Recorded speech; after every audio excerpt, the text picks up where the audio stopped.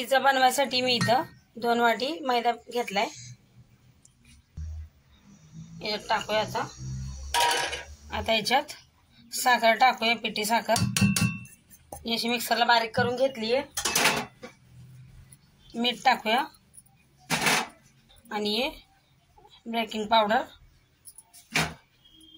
आणि यो खायचा सोडा थोडासा आणि हे दही।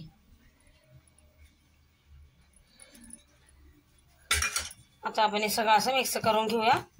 आता याच्यात थोडंसं पाणी टाकून आपण थोडं पाणी टाकून हे पीठ असं चांगलं मळून घ्यायचंय। मौसूद थोडं पाणी टाकून आपल्याला मळून घ्यायचंय, जास्त नाही टाकायचं एकदमच। आता आपलं पीठ मळून झालंय। याच्यात थोडंसं तेल टाकून ह्याला मी अर्धा तास झाकून ठेवणार आहे। अर्धा तास झालाय। आता आपण पीठ बघूया, चांगलं मुरलंय पीठ असं। आता ह्याला 1-2 असं चांगलं हे करून घेऊ। याला चांगलं करून घेतलंय मी त्याचं असं। आता आपण थोडासा मैदा टाकूया, रवा पण टाकू शकता आपण लाटताना। आता याला आपण लाटून घेऊ। पहिल्या हाताने असं करून घ्यायचं।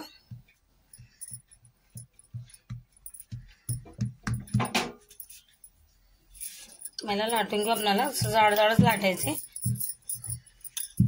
हे बघा असं लाटून घेतले मी असं जाडसरच। आता याला आपण बोटांनी असं साईडला हे करून घेऊ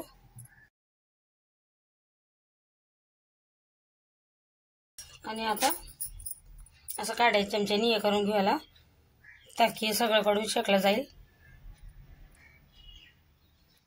आता जिकडून आपण याला असं करून घेतलंय तिकडूनच याला आपण शेकूया। याला आपल्याला 2 मिनिटं शेकायचंय फक्त इकडून। आता इकडून आपलं चांगलं शेकून झालंय, त्याला आपण खाली उतरवून घेऊया। हे बघा आता इकडं आपण याला सॉस लावून घेऊ। पिझ्झा सॉस आहे यो, इकडे लावून घेऊ याला। आता याच्यावर मी थोडीशी चीज टाकते।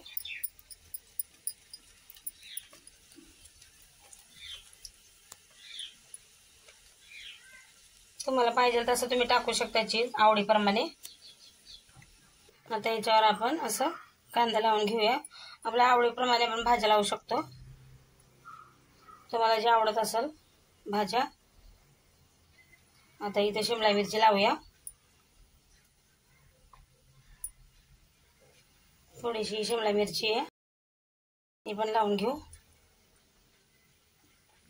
थोडंसं टमाटर आहे। भाज्या लावून घेतल्यात आपण। आता चीज हे करूया, टाकूया।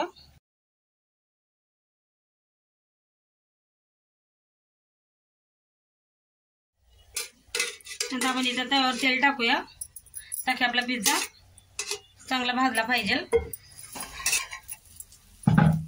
आता याच्या वरतून मी थोडीशी काळी मिरी आणि आपली लाल मिरची जाडशी वाटून घेतली आहे, ती पण टाकून देऊया आणि याला 5 ते 7 मिनिटं होऊ देऊया। बारीक गॅस केलाय। आता झालाय आपला पिझ्झा। आता काढून घेऊया आपण इथं खाली। आता आपण पिझ्झा कट करून घेऊया।